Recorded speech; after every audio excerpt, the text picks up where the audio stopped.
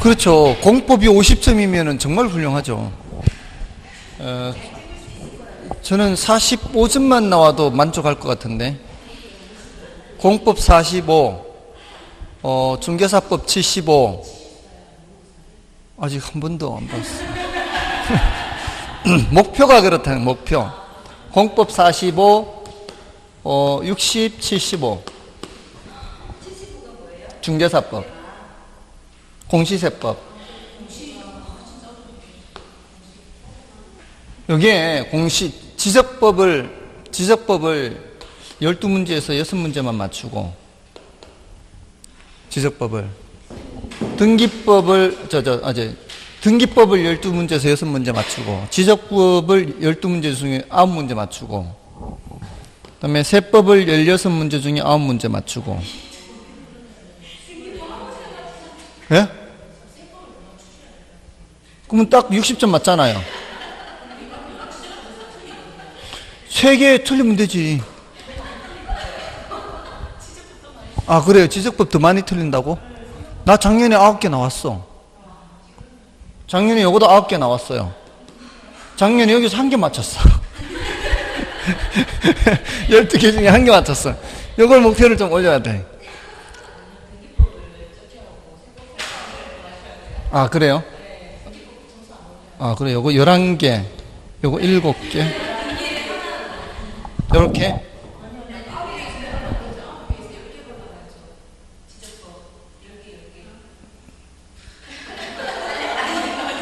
아, 등기법이 이렇게 안 된다고? 등기법이 이렇게 안 돼요? 그럼 요거 4개, 요거 9개? 예? 뭐 해가지고 3문제 맞췄다고? 3문제 맞췄다고? 그럼 요거를 요렇게 해야 되나? 그럼 딱 60점 나오죠? 그 다음에 요거 45점, 75점. 이렇게 하면 되겠네. 작년에 요거 42.5 나왔거든요. 요거 70점 나왔어요. 이거 1개 더 맞추고 2개 더 맞추면 되잖아. 예? 공시법 작년에 요렇게 나왔다니까요. 여기 요렇게 작년에 요렇게 나왔어요. 여기서 5개 모자랐어요.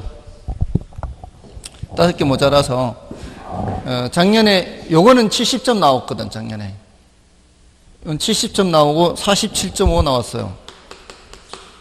그래서 8개가 모자랐어요. 8개를 올려야 돼. 그러니까 8개를 올리는데 중개사법에서 2개 더 올리고, 그 다음에 공법에서 1개 더 올리고, 또는 3개 더 올리니까 공시세법에서 5개 더 올리면은 마음대로 안 되겠죠.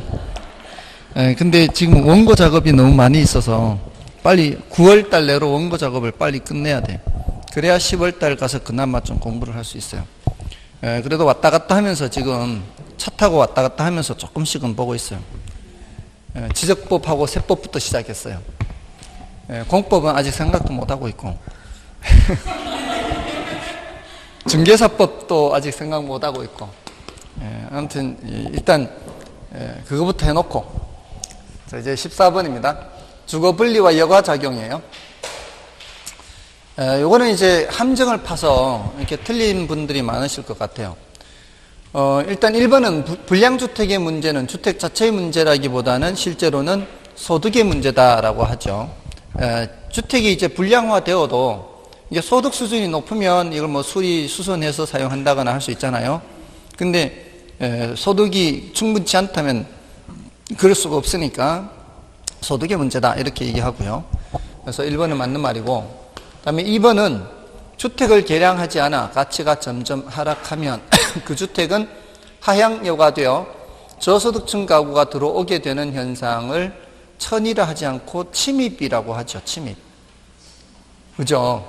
그러니까 사람들이 이거 들어보면은 당연한 얘기인데 막상 읽을 때는 잘 몰라요.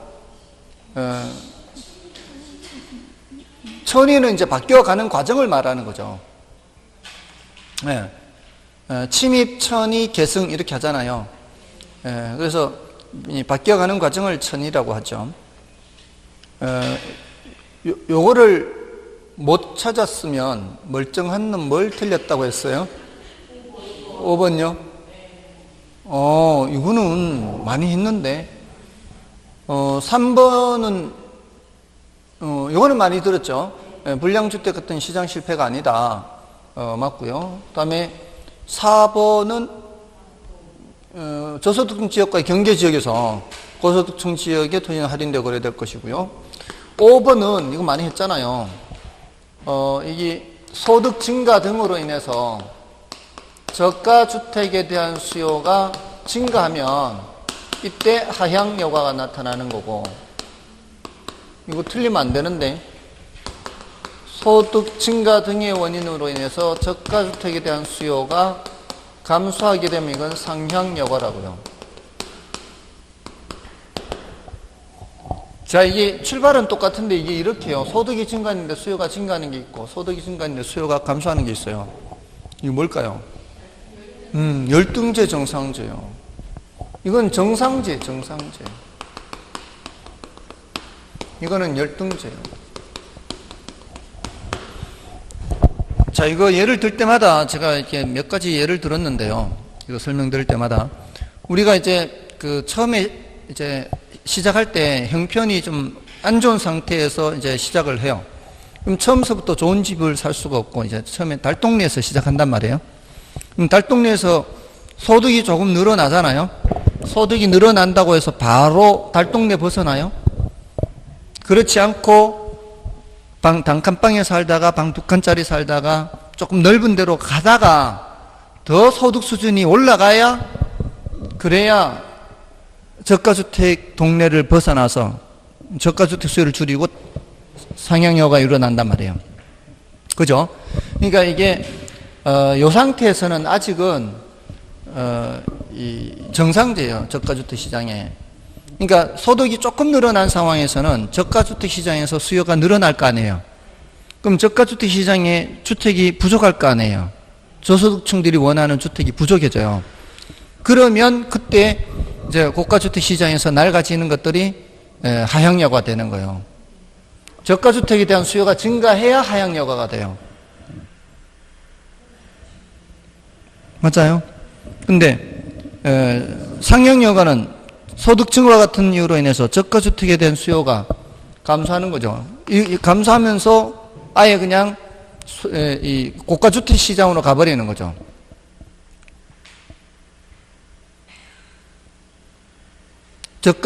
저가주택에 대한 수요가 줄면서 아예 고가주택 시장으로 가버리는 거죠.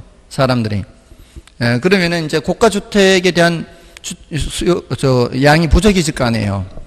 고가주택 시장으로 가면 저가주택 수요가 감소한다는 게 바로 뭘 뜻하는 거예요?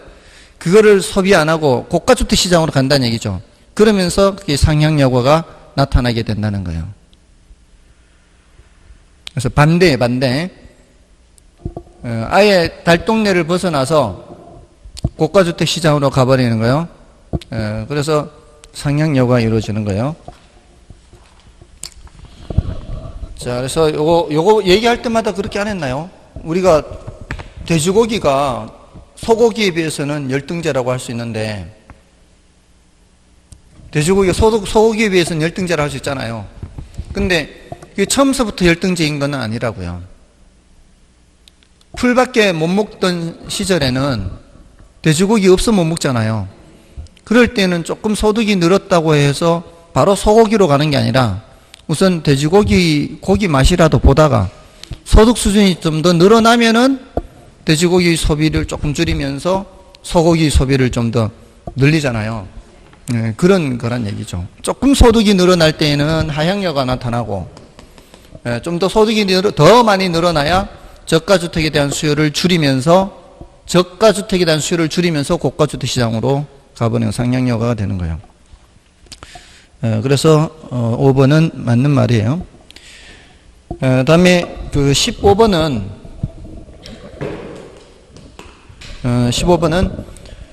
주택시장에 대한 정부 정책 효과에 대한 설명 중 틀렸어요. 1번에 저소득층에게 임대료를 보조할 경우 주택 소비량도 증가하지만 다른 재와 소비량도 증가하는 것이 일반적이죠. 그다음에 정부가 규제하는 임대료 상한이 시장균형 임대료보다 높아요. 임대료 규제가 높이 돼 있으면 아무 효과가 없죠. 그래서 2번 맞고요. 그다음에 3번은 임차인에게 보조금을 지급하는 방식은 임대주택 공급자에게 보조금을 지급하는 방식보다 임차인의 주거지 선택의 자유를 보장하는 장점이 있죠. 임차인한테 선택해야 자기가 살 집을 선택하는 거죠. 그다음에 정부가 공공임대주택을 공급하면 사적시장에서 임차인들의 선택의 폭이 더 커지잖아요. 공공임대주택을 공급하는 만큼 선택의 폭이 더 커지면 탄력성이 더 커지게 되겠죠. 그러면 이제 조세가 증가되는 현상을 완화시킬 수가 있죠. 그래서 4번이 틀렸어요. 그다음에 주택 보조에 있어서 주택이 부족한 경우 생산자 보조 방식이 유용할 수 있으나 단기적으로 해결이 곤란하다는 점과 형평성 측면에서 문제가 있을 수 있죠. 이거는 이제 어쩔 수 없는 부분은 있습니다. 임대료를 보조하려고 하는데 주택이 없어요. 들어가 살 집이 별로 없어요. 그러면 임대료 보조는 의미가 별로 없죠. 그럼 정부가 해야 될 일은 주택을 더 많이 짓도록 해야 돼요. 근데 이때는 소비자 보조가 아니고 생산자 보조도 필요하다는 얘기죠. 보통은 특별한 언급이 없으면 소비자 보조를 말하지만 주택이 부족할 때는 뭐도 필요한 거예요? 생산자 보조도 필요한 겁니다. 그래서 생산자가 집을 더 많이 짓도록 해야 되겠죠. 그럼 집이 더 많이 지어지면은 임대료가 하락하게 되겠죠. 많이 지어진 만큼. 그러면 이제 임차인들이 혜택을 보게 되겠죠. 근데 이제 생산자 보조할 때의 단점은 뭔가 하면은 일단 지금 당장은 해결하기가 어렵죠. 지어서 만들어내 놓을 때까지 시간이 좀 걸리죠. 그리고 보통 생산자는 소득 수준이 높은 사람과 관련돼요? 낮은 사람과 관련돼요? 소득 수준이 높은 사람하고 관련이 돼요.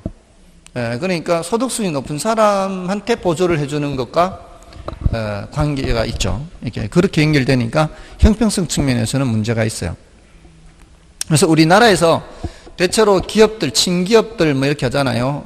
수출 주도 전략해서 대기업들 위주 정책 이렇게 하면은 그 보조를 받으면은 그 보조 받는 만큼 이윤이 늘어나게 되잖아요. 늘어나는데 물론 직원들한테 급여가 이제 주어지고 이렇게 해서 파급 효과를 얻을 수는 있는데 근데 그게 전액이 전부 다 그렇게 해서 늘어난 이윤이 전액 직원들한테 임금으로 지불되거나 하는 것은 아니거든요. 그만큼 혜택 보는 만큼 기업의 내부 이윤도 쌓여가죠. 근데 그 내부 이윤 쌓여가는 건 누가 가져가요? 주주들이 가져갈 거 아니에요. 그 주주가 누구냐고요? 대체로. 주주는 대체로 돈이 있는 사람들일 거란 얘기예요. 반드시는 아니죠. 저 돈 없는 저도 삼성전자 가질 수는 있죠.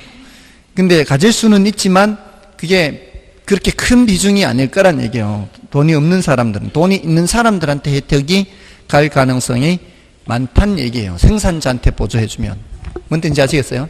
그래서 생산자 보조하면은 형평성 측면에서는 좀 문제가 있을 수 있다 이런 얘기입니다.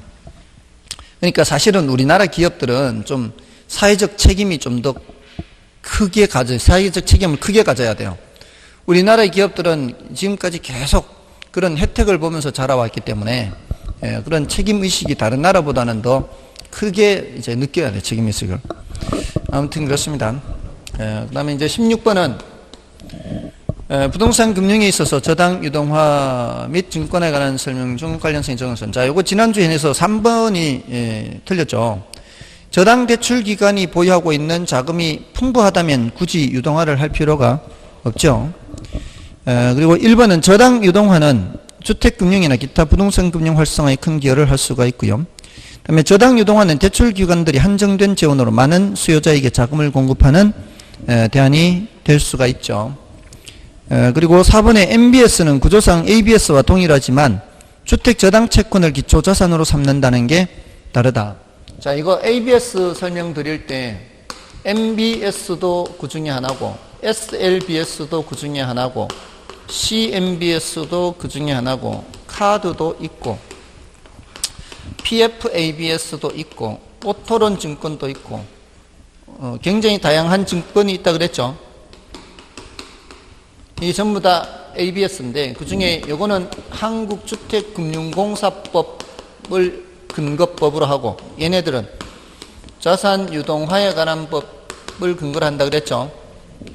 그래서 이런 다양한 것이 있다는 거죠. 얘는 기초가 되는 자산이 주택저당채권, 얘는 학자금 대출채권, 여기는 상업용 부동산 저당채권, 요거는 신용카드 회사의 카드 매출채권, 요거는 프로젝트 파이낸싱 대출채권, 요거는 자동차 저당채권, 이렇게 다양한 기초자산을 근거로 해서 뭐를 발행할 수 있다고요? 자산담보증권을 발행할 수가 있습니다. ABS를 발행할 수 있어요. 그래서 ABS는 부동산뿐만 아니라 신용카드, 할부대금, 자동차 할부대금 등 모든 자산을 근거로 발행할 수가 있죠. 다음에 이제 17번은 위험관리기법이죠. 위험관리기법에서 위험조정 할인율을 사용하는 방법은 5번이죠. 5번. 위험이 증가할 때 요구 수익률을 상향 조정하는 게 위험조정 할인율을 사용하는 방법이고, 자, 요 나온 김에 위험관리기법을 정리를 하면은 위험관리기법에는 위험한 투자를 제외하는 거 있죠.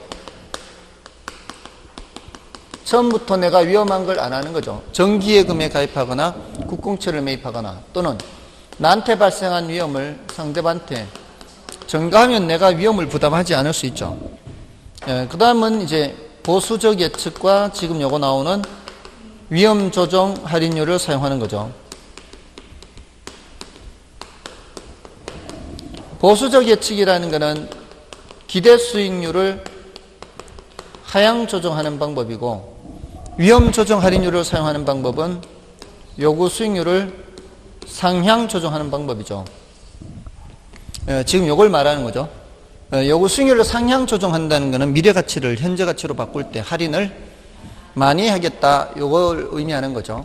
그래서 요거는 어떻게도 수업할 때 이제 했는가 하면은 투자 가치 계산할 때 요구 수익률분의 장래 기대 수익 이렇게 해서 요게 영구히 발생하면은 이 힌트라 그랬어요. 영구히라는 말이 나오면서 투자 가치를 물으면 이 공식 사용한다고요. 그러면서 요구 수익률은 무위험률 더하기 위험 할증률 더하기 예상 인플레이율 해서 위험이 커지면은 뭐가 커진다고요? 요구 수익률이 커지니까 투자 가치는 낮아진다. 이게 할인이 많이 된다는 뜻이에요. 그래서 이렇게 예를 들었어요. 지금 현재 매물로 나온 물건이 A, B 두 개가 있는데 둘 다 1,000만 원에 나왔는데 1년 후 예상되는 금액이 1,100이 예상된다면 이거 살만해요? 그렇지 않아요? 살만해요? 이거 살만해요? 그렇지 않아요? 살만해요. 1분 뒤에도 그 대답을 할지 한번 보겠습니다. 이게 잘 되면은 1200이고 못 되면은 1000이에요. 확률은 반반, 예상은 평균적으로 예상이 돼요. 요거는 잘 되면은 2000이고 못 되면 200이에요. 할만해요? 그렇지 않아요? 1분 만에 바뀌었죠. 위험이 크죠? 위험이 크면은 10% 가지고는 만족을 한다, 못한다? 못한다. 이 10%인데, 방금 위험이 똑같은 수익이 예상되더라도, 똑같은 10%잖아요. 똑같은 수익 10%가 예상되더라도, 위험이 큰 놈은 10% 가지고는 안 돼요. 만족이 안 돼. 얘가 10%보다 훨씬 커요. 얘가 10%보다 훨씬 크다는 얘기는, 이거 1,000만 원 주고 안 살 거란 얘기예요. 그러면 위험이 더 큰 만큼, 투자 가치는 떨어지게 된다고요. 800 이러면 또 다르죠. 맞아, 아니에요. 800 하면 이제 살만도 하겠죠. 안 사요, 아직도? 그러면 얼마까지? 한 500까지? 이러면 이제 살만하다 하면 엄청 떨어졌죠. 1년 뒤에 1,100이 예상되는데 할인을 엄청 했잖아요. 할인을 엄청 했다는 얘기는 요구 수익률이 그만큼 커졌다는 얘기야. 많이 하려나. 위험할수록 할인을 많이, 얘는 조금밖에 안 해도 충분히 살만해. 왜? 잘못돼도 본전은 하니까. 됐나요? 위험할수록 할인을 많이 하니까 가치는 떨어진다 이 말이에요. 그러니까 위험 조정 할인율을 사용하는 방법은 그렇게 해서 이제 그랬는데 이제 괜찮아 보이면 이제 하는 거죠. 이게 다 같이 관련돼 있죠. 관련돼 있는 거예요. 위험 조정 할인율을 사용하는 방법은 지금 요 공식하고도 더 관련이 있는 거예요. 위험이 클수록 요구 수익률이 커지니까 할인을 많이 해서 투자 가치는 작아지게 되는 거다 이 말이에요. 됐나요? 자, 그렇게 하면 되고요. 다음에 그 1번은 이제 요 마지막에 두 가지 포트폴리오를 구성하는 것과 민감도 분석 있죠. 민감도 분석은 투자의 결과치에 영향을 미치는 요소들이 변할 때 결과치가 얼마나 크게 변하는지 살펴보는 거고, 포트폴리오는 분산 투자를 통해서 위험을 줄이는 거죠. 그래서 1번은 말 그대로 위험한 투자 제외시키는 거, 2번은 뭘 말하는 거예요? 민감도 분석이죠. 3번은 위험 증가죠. 물가 상승률만큼 임대료가 인상되도록 임대 계약을 하는 거, 위험 증가죠. 요거는 지금 그런 방법도 있고, 대출에서는 변동금리로 대출해주면은 대출자가 차입자에게 금리 변동 위험을 증가하는 거죠. 또 보험에 가입하는 것도 있다 그랬죠. 보험에 가입하는 것도 위험 증가. 그다음에 4번은 뭐예요? 수익은 가능한 한 낮게, 비용은 가능한 한 높게. 이거는 보수적 예측. 다음에 5번이 정답이고요. 다음에 18번은 난이도가 높아요. 일단 정답은 찾았나요 혹시? 야, 그러면은 내공이 상당한데? 오늘 점수가 많이 나왔겠는데? 2, 3, 4, 5번이 아니니까 정답은 1번밖에 안 된다. 이러면 상당한 내공이죠. 그럼 점수가 꽤 많이 나왔겠는데? 아무튼 1번 자체는 어려운 지문이에요. 근데 2번은 포트폴리오 구성하여 피할 수 있는 위험은 비체계적 위험, 여기까지는 맞는데 비체계적 위험은 모든 부동산에 동일하게 나타나는 게 아니죠. 개별 투자마다 달라지는 거고요. 포트폴리오는 위험과 수익을 분석하여 분산은 작고 수익은 큰 한 가지 자산에 집중 투자하는 방법이다. 말도 안 되고요. 분산 투자죠. 그 다음에 포트폴리오를 구성함에 있어서 투자원들의 수익률이 음의 상관관계에 있는 경우 분산 투자 효과가 낮다. 높은 거고요. 그 다음에 비체계적 위험이란 이절 변동, 경기 변동 등에 의해 부동산의 수익이 달라질 가능성. 이절 변동, 경기 변동 이런 위험들은 체계적 위험이에요. 그러니까 1번은 뭔가 하면은 우리 요 정도는 계산할 수가 있어야 되는데요. 포트폴리오의 기대 수익률은 어떻게 계산해요? 포트폴리오의 기대 수익률. 각 개별 자산의 기대 수익률을 먼저 계산해서 다시 또 가중평균 하는 거잖아요. 그러니까 여러 자산이 있을 때, A, B, C 여러 자산이 있을 때 여기 40% 투자하고 여기 30% 투자하고 여기에 30% 투자 비중이 이렇게 됐을 때 호황, 불황인 경우를 이렇게 이제 문제에서 하면은 여기가 8%, 4%, 뭐 12%, 8%, 16%, 10% 뭐 이렇게 하면은 여기에서는 이제 확률이 반반이라고 치고 각각의 기대 수익률을 계산을 먼저 하죠. 여기는 반반이니까 어떻게 해요? 6% 맞나요? 반반이면 6%. 여기는 10%인가요? 여기는 13%. 맞죠? 자, 이렇게 하고 얘네들의 가중 평균치를 또 하면 되잖아요. 6%에다 0.4 곱하고 10%에다가 0.3을 곱하고 13%에다가 0.3을 곱해서 계산하면은 이게 뭐예요? 가중 평균에서 다시 계산하는 거잖아요. 근데 위험은 그렇게 하지 않는단 말이에요. 위험은 여기 위험 몇 프로예요? 2%, 2%. 여기 위험 2%예요. 여기 위험 3%예요. 어떻게 할까요? 확률이 반반일 때는. 확률이 반반일 때는 요 떨어진 거리가 위험의 크기예요. 편차가, 표준 편차가. 그냥 확률이 반반일 때만 그래요. 확률이 반반일 때는 요 한가운데서 떨어진 거리가 위로든 아래로든 2죠. 여기 10에서 위로든 아래로든 2죠. 위로든 아래로든 3이죠. 이러면은 얘네들 위험이 같은 거예요. 얘네 위험이 더 큰 거고요.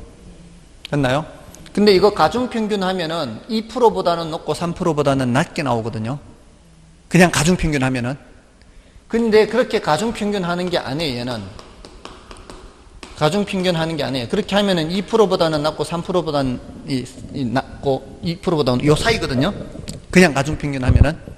왜 그렇게 하면 안 되는가 하면은, 지난번에 제가 뭐를 예를 들었는가 하면은,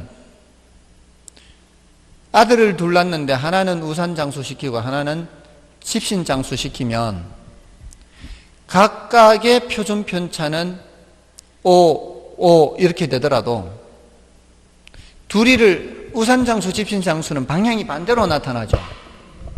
방향이 반대로 나타나는 걸 섞어버리면 서로 상쇄가 돼서 0이 돼버려요. 평균은 가중평균 하면은 그대로 되더라도 가중평균치로 나오는데 얘는 서로 상쇄가 돼버려요. 없어져 버려. 플러스 5와 마이너스 5가.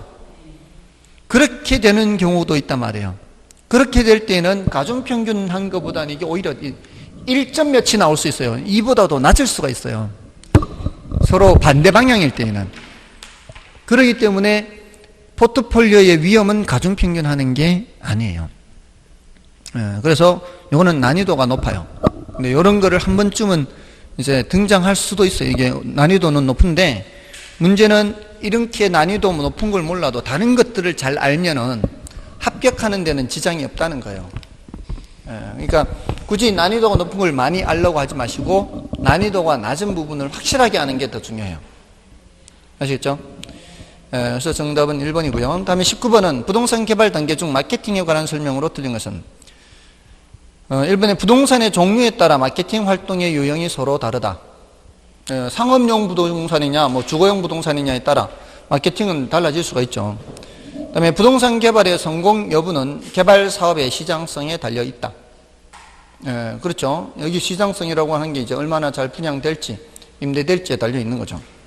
그다음에 매장용 부동산의 경우 적절한 임차인 혼합이 중요하다. 당연하죠. 편중되지 않게 임차인을 혼합을 해야 되겠죠. 다음에 4번에 일반적으로 개발될 공간의 임대 활동은 개발 사업 마지막 단계에서부터 이루어지는 것이 바람직하다. 이거는 처음서부터 해야 되겠죠. 그래서 4번 틀렸고요. 다음에 부동산 개발 사업의 성공을 위하여 개발 사업 초기에 정박 임차인을 확보하는 것이 중요하다. 그죠? 정박 임차인들은 한번 자리를 잡으면은 이동을 잘 안 하죠. 이런 사람들을 임차인으로 잡으면은 그 개발 부동산이 분양이나 임대가 더 잘 될 거란 얘기죠. 정답은 4번이고요. 다음에 20번에 가유순전후죠. 가유순전후에서 세전현금 수지를 구하기 위해서는 감가상각비를 알아야 하는 게 아니죠. 여기 1번이 바로 틀렸죠. 우리 가유순전후 할 때 감가상각비가 필요한 것은 어떤 단계예요? 요 영업소득세 계산할 때 필요하죠. 영업소득세 계산할 때 바로 빼는 게 아니라 이제 과세대상 소득 계산할 때. 요거는 과세대상 소득을 먼저 계산한 후에 곱하기 세율 해서 나오는 게 요 영업소득세잖아요. 그 놈이고, 요 과세대상 소득 계산할 때 순대이감 하잖아요. 순대이감. 여기서 이제 필요한 거죠. 여기서 바로 빼는 게 아니라 영업소득세 계산할 때 필요한 것이다. 이렇게 되는 거죠.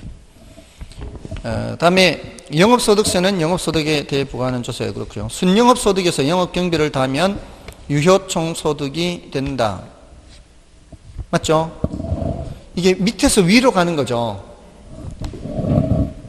이 순에서 밑에서 위로 갈 땐 얘가 플러스가 돼야 되죠. 이것도 알아야죠, 이거. 우리 시험에 이렇게 나왔거든요. 여기가 이제 세전이 4천이고 부채 서비스이 6천이에요. 그럼 순영업소득은 1억이죠. 근데 이게 익숙지 않다는 거죠, 사람들이. 위에서 밑으로 내려오는 게 익숙하니까. 요거 두 개 보고는 이게 부채 서비스액 6천에 세전 현금 수지가 4천, 이거 보고 1억을 생각하기가 쉽지 않거든요. 유효가 1억 5천이고요. 경비가 5천 하면 금방 알아요. 유효가 1억 5천이고 경비가 5천이면 금방 순영업소득이 1억이다 아는데 이거 보고는 순영업 소득이 1억이다 눈에 잘 안 보이거든. 습관이 위에서 내려오는 습관으로 돼 있으니까. 밑에서 올라가는 게 습관이 잘 안 돼 있어요. 그죠? 그럼 습관을 들여야지, 이렇게.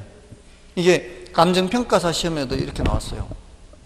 그러니까 우리 시험에 치었던 것들이 지금은 일방적으로 감정평가사 시험에서 많이 이용을 하고 있어요.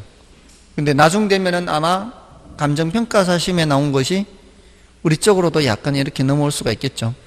지금은 어느 정도 수준인가 하면은 감정평가사 시험을 보면은 우리 공인중개사 시험에 부동산 합격을 갖다 베꼈네 이 수준이에요.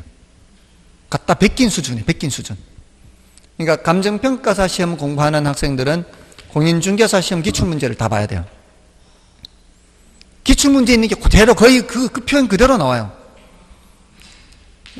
그러니까 표현이 거의 똑같아. 왜요? 이거 하고 나서 감정평가사 1차 시험 부동산학 원로는 60점 넘기 쉬울 거예요. 근데 거기에는 이제 영어도 시험 봐야 되고 경제학도 해야 되고 거기도 민법이 있어요. 거기도 민법이 있어요. 그리고 부동산 관계법규인가도 있을 거예요. 그거는 이제 관계법규 공법을 아니까. 근데 뭐 시험 어차피 안 볼 거 아니에요. 안 볼 건데 뭐 걱정 안 해도 되죠. 아무튼 그 정도로 막 표현이 그대로 갖다 써요. 그대로.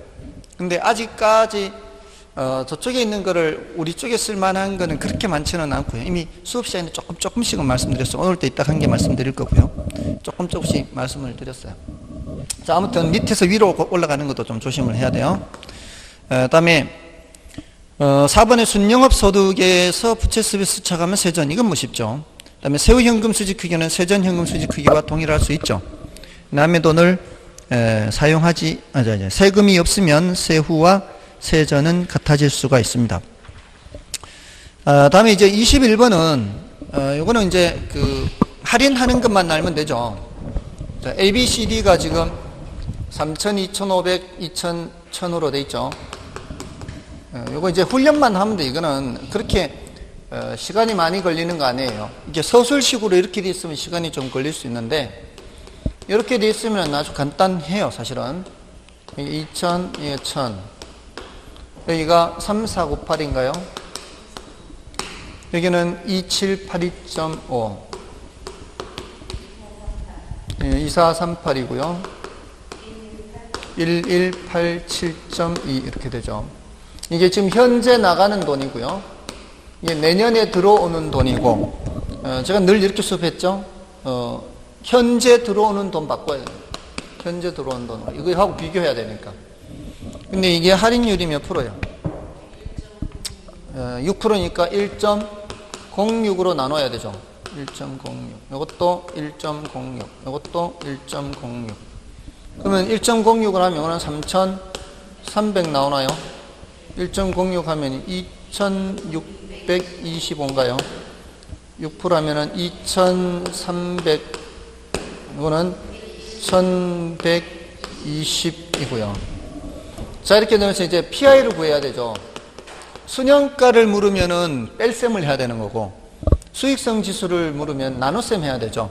3,300 나누기 3,000 이렇게 하는 거죠. 이 소리는 3,000의 몇 배이냐 이거하고 똑같은 소리잖아요. 3,000의 몇 배냐 얘가 1.1배 이렇게 되는 거 아니에요. 그죠?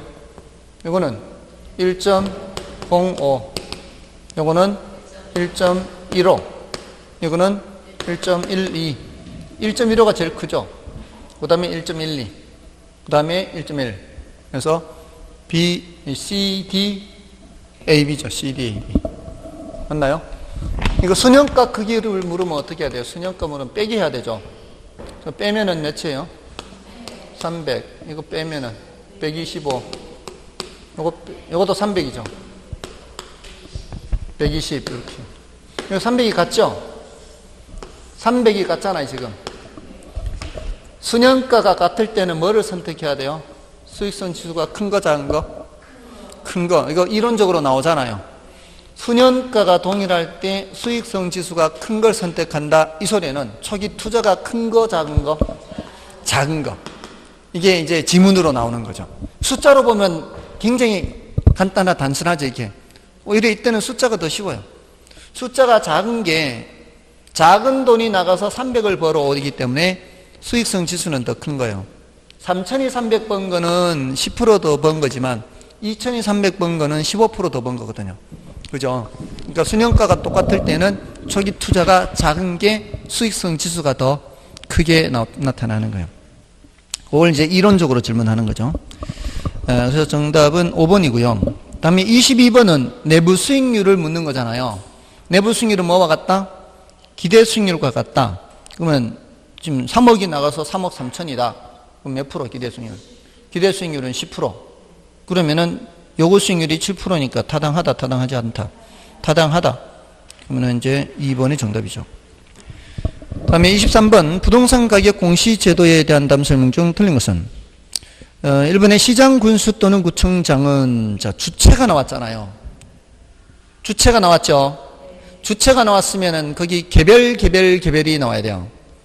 표준 공동 집합이 나오면 이미 틀린 거예요.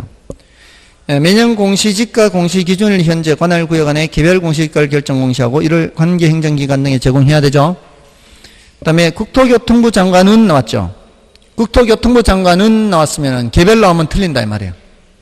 주체가 나왔을 때에는.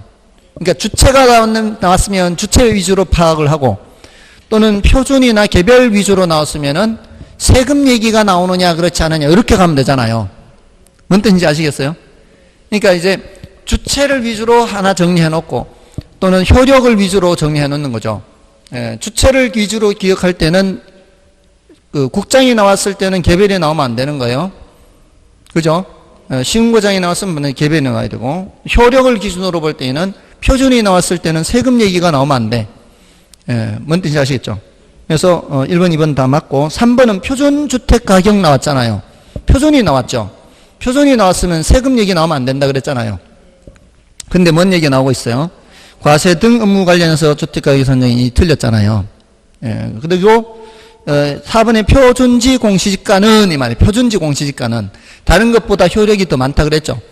표준지 공시지가는 세금 얘기는 나오지는 않지만 어차피 세금 얘기는 안 나와요. 어차피 세금 얘기는 안 나오는데 개별 공시지가 산정 기준이 될 뿐만 아니라 국가나 지방자치단체 등의 기관이 지가를 산정하거나 또는 감정평가업자가 타인의 의뢰에 의하여 토지를 평가할 때나 일반인들의 토지거래 지표가 되거나 가격정보 제공, 지가정보 제공에서도 표준지 공시지가 나온다 그랬죠. 그래서 맞고 그 다음에 4번의 표준지 공시지가는 감정평가업자가 이걸 이것도 이제 같이 나오는 거죠. 그래서 3번이 정답이고요. 다음에 24번은 저당 상환 방법에 대한 설명 중 옳은 것은 했어요. 자, 이거는 이제 원리금 균등, 원금 균등, 최정식 상환은 이제 거의 해마다 출제되기 때문에 이거는 꼭 준비를 해 두시라 그랬어요. 그래서 이게 원리금 지불액이 일정하면 원리금 균등, 이렇게 올라가면 최정식, 내려오면 원금 균등. 그러니까 원금 균등이 초기에 지불하는 게 제일 많고, 그 다음에 원리금 균등은 일정하고 두 번째고, 최정식은 처음에 지불하는 게 제일 적고. 자, 여기서 원금 균등 상환이라 했잖아요. 예. 원금 균등 상환 저당은 원리금 지불액은 점점 감소하죠. 이게 원리금 지불액을 나타내는 그래프죠. 원리금 지불액이 점점 밑으로 내려가요. 감소하는데 원금 상환분은 일정하잖아요. 이것만 따로 놓고 보면 이렇잖아요. 이게 원금 상환분은 일정하죠, 이게. 원금 상환이 일정하니까 잔금이 일정하게 줄 거 아니에요. 잔금이 일정해 주니까 잔금 비율은 기간의 경과에 따라 일정하게 감소하는 거죠. 그 다음에 그러니까 지금 1번이 맞는 거죠. 근데 2번에 원리금 균등 문화 상환 저당은 원리금 지불액이 저당 기간 동안 일정하면, 여기까지 맞죠? 원리금 지불액은 일정해요. 근데 이자는 점점 어떻게 되고요? 이자는 점점 줄지만 원금 상환분은 점점 늘어나잖아요. 체증이에요, 체증, 원금 상환이. 그래서 틀렸죠? 지금 원금 상환이 점점 감소한다고 했으니까 틀렸고요. 다음에 3번의 점증상환대출, 이거죠. 점증상환대출은 초기에 지불하는 원리금이 이자에 미치지 못하잖아요. 은행에 갖다 주는 게 이자에 미치지도 못해요. 이자는 이 정도인데 갖다 주면 이거면 이만큼 부의 상환이 발생한다는 얘기죠. 그럼 빚이 더 늘어나야 될 거 아니에요. 그럼 잔금이 감소한 데에서 틀린 거고. 그 다음에 4번의 부분 원리금 상환과 5번의 수요 금융으로서의 이자 매월 상환 방법은 위치가 서로 바뀌어 있어요. 부분 원리금 상환은 만기가 되어도 원금의 일부가 남아있는 걸 부분 원리금 상환이라 그래요. 다 안 갚아요. 부분적으로 남아있는 거예요. 근데 수요금융으로서 이자 매월 상환은 뭐예요? 매기간 뭐만 갚는 거예요? 이자만 갚는 거예요. 그래서 지금 바뀌어 있죠. 4번, 5번은 바뀌어 있어요. 그래서 1번이 정답이고요. 다음에 25번은 주택담보대출에 관한 설명 중 틀린 것은 1번에 코픽스 연동 주택담보대출은 변동금리부 주택담보대출이다. 맞죠? 코픽스에 연동시키는 거니까 변동금리일 거 아니에요. 그러니까 CD에 연동시키든 코픽스에 연동시키든 뭔가에 연동시키는 거는 변동금리인 거죠. 그래서 1번 맞고요. 다음에 2번에 연간 이자율이 같은 1년 만기 대출의 경우 기말에 한 번 이자를 지불하는 것보다 기간 중 4회 나누어 지불하는 것이 유효 이자율이 더 크다. 지난번에 유효 이자를 말씀드린 적 있죠. 자주 납입하면 납입할수록 더 센 이자를 내게 된다고요. 그래서 일수이자가 엄청 세다 그랬죠. 근데 요즘 애들한테 무슨 일수놀이 하듯이 그런 게 유행이라며요. 10만 원 빌려주면은 며칠 내로 15만 원 갚는다, 막 이렇게. 그런 거 있다던데요. 중고생들 사이에. 그리고 중학생 여기서 멀지 않은 곳에서 저걸 하는데, 공공시설 이런 데인데, 그러니까 애들이, 중학생들이 쉽게 전할 수 있는 무슨 뭐 장소 있잖아요. 뭐 문화, 무슨 뭐 행사 같은 하는 그 공연장 이렇게 대여해주고 연습하고 이런데, 근데 주말에 뭐 관리가 소홀한 틈을 따서 그런 데서 이 고스톱 같은 걸 치나 봐요. 근데 고스톱을 치는데 10,000원짜리 묶음에 50,000원짜리에 이렇게 막 묶음으로 들고, 근데 이게 화투를 치는데 이게 섞는 속도가 장난이 아니래. 이게 거의 타짜 수준으로. 아니 먼 곳이 아니라 이 동네 그랬다니까. 이 동네.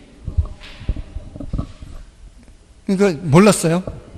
아무튼 장난이 아닌 것 같아요. 이 손놀림이 장난이 아니래요. 제가 직접 본 건 아니지만 아무튼 그렇대요. 지금 무서워요. 그래서 지나가던 그 어른이 그 이제 사용하는 그 뭐 어른도 사용하고 애들도 사용하고 공간이 좀 이렇게 다르겠지만 이렇게 뭐 쳐다보니까 뭘 봐요? 그러면서 째려보더래요. 그 무서워서 비켰대. 아무튼 그렇대요. 자, 일수이자가 세요. 일수이자가 그거는 자주 지불하기 때문에 유효이자율이 됐습니다. 그래서 다 맞고요. 3번은 변동금리부 주택담보대출 이자율은 기준금리의 가산금리를 합하여 결정된다. 맞죠? 이제 기준금리 더하기 가산금리 맞죠? 다음에 4번에 변동금리부 주택담보대출 이자율의 조정주기가 짧을수록 그만큼 자주 바꾼다는 얘기잖아요. 그럼 이자율 변동의 위험은 차입자에서 대출자로 전가가 된다라고 볼 수 있죠.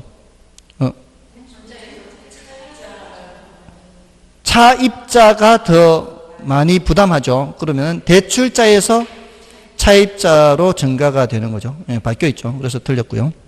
그 다음에 이제 5번은 뭔가 하면은 5번은 그 우리 명목 이자율은 뭐와 뭐의 합으로 되어 있다 그래요. 실질 이자율에다가 인플레이를 더한 거잖아요. 이게 명목 이자율인데 요거는 이제 기본 공식이에요. 기본 공식인데 그 대출 받는 사람이 누구냐에 따라서 대출 이자율이 달라질 거 아니에요.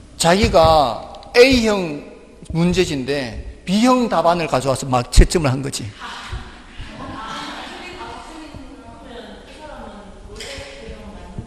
그래서 합격한 거예요, 그 사람은. 합격했는데 이제 소상집이 된 거, 자기 떨어졌다고. 실제는 합격인데 자기는 제대로 한 거지. 마킹도 제대로 하고 이제 답안지를 제대로 제출했는데 가져와서 채점할 때 다른 답안지를 가져와서 채점을 했으니까 이게 잘못됐을 수밖에.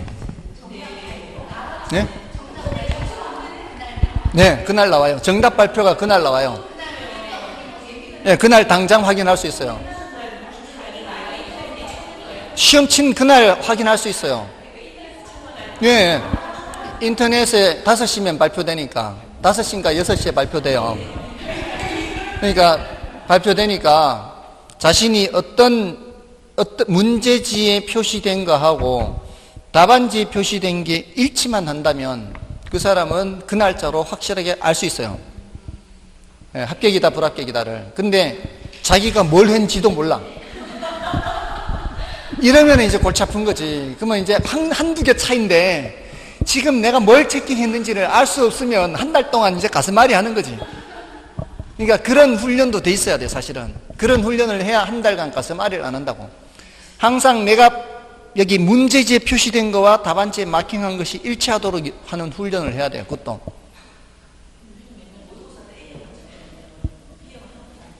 이거 오늘은 B형입니다. 오늘은 B형이에요. 근데 여기 표시 안 돼 있나, 여러분들? 표시가 안 돼 있어요?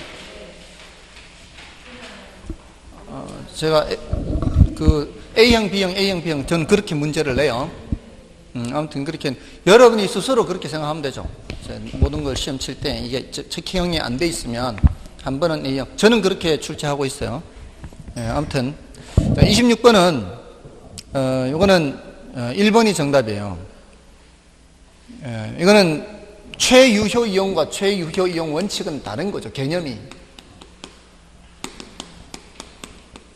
최유효 이용은 가장 잘 이용하는 거잖아요. 최유효 이용 원칙은 뭐예요? 가격 원칙 중에 부동산의 가치라는 것은 최유효 이용을 기준으로 해서 형성된다는 거예요. 최유효 원칙에는 뭐예요? 그러면 최유효 이용 원칙이란 부동산의 가치는 최유효 이용을 표준으로 하여 형성된다. 또는 기준으로 하여 형성된다. 자, 그러니까 지금 상태가 최유효 이용 상태가 아니면 그러면은 최유효 이용 상태보다 가치가 떨어지겠죠. 근데 그 최유효 이용 상태가 아닌 원인이 내부 요인 때문에 그러면 균형의 원칙에 의해 기능적 감가가 발생해서 가치가 떨어지는 거고, 외부 요인에 의해서 최유효 이용이 아니면 경제적 감가에 의해서 가치가 떨어지고 이렇게 가는 거예요. 그럼 최유효 이용은 뭔데요? 이러면 최유효 이용은 여기 있는 것처럼 합리적이고 합법적이고 물리적으로 채택 가능성이 있으며 최고의 가치를 창출하는 이용을 말해요. 이렇게 최유효 이용을 물으면 대답해야 될 거를 최유효 이용 원칙에 대해서 대답을 하고 있죠. 맞나요? 지금 그 아다르고 어다르잖아요. 최유효 이용을 물으면 최유효 이용에 대해서 대답해야 되고, 최유효 이용 원칙을 물으면 최유효 이용 원칙에 대해서 대답해야 될 거 아니에요. 근데요, 웃기는 게 이게 1회인가 2회 시험에 감정평가사 시험에 나왔거든. 틀렸거든. 틀렸는데 그거를 모르고 지나간 거예요. 이의 신청을 안 하고 지나간 거죠. 제가 봤을 땐 이거 이의 신청하면은 다 정답 될 걸 그렇게 모르고 지나간 거예요. 그러니까 아직 이제 몇 년 안 되니까 강사들도 푸는 수험생들도 이게 뭔지도 모르고 그냥 지나간 거예요. 그런 게 지금까지 감정평가사 시험에 2번 있었어요. 제가 했으면 다 이의 신청 했을 걸. 저는 자격이 안 되니까. 그리고 제가 봤을 때는 이미 그 이의 신청 기간이 지나간 거예요. 딱 있어요. 일주일 이내에 해야 돼요. 그 이의 신청 기간 내에 안 하면 안 돼요. 자, 아무튼 그 개념이 그렇게 해서 1번이 틀린 거예요. 그 다음에 이제 2번에 기회비용 원칙이란 대상부동산이 하나의 용도를 선택함으로써 상실된 다른 용도의 가치로 대상부동산을 평가한다는 거. 요거는 맞죠. 이거는 맞고, 적합의 원칙, 이건 좀 어려워요. 적합의 원칙은 대상 부동산이 외부 환경에 적합한가 하는 문제와 관계되고, 외부성의 원칙은 외부 환경이 대상 부동산에 어떤 영향을 미치는가 하는 문제와 관계돼요. 이게 뭔 소린가 하면, 둘 다 경제적 감가는 경제적 감가예요. 근데 적합의 원칙은 부동산 입장에서 주변을 봐야 돼요. 부동산이 주변 환경하고 어울리는지 봐야 되는 게 적합의 원칙, 적합의 원칙이에요. 근데 외부성의 원칙은 외부 환경이 부동산에 미치는 영향이에요. 외부 환경에서 부동산을 봐야 된다고요. 서 있는 위치가 다르다고.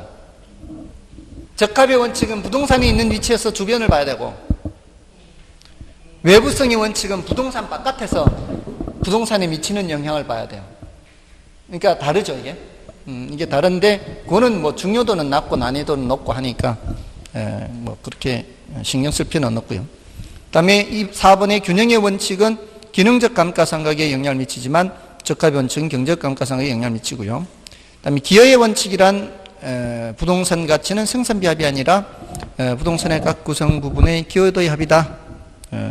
그렇죠. 정답은 1번이었고요. 다음 27번부터는 좀 쉬고 하겠습니다.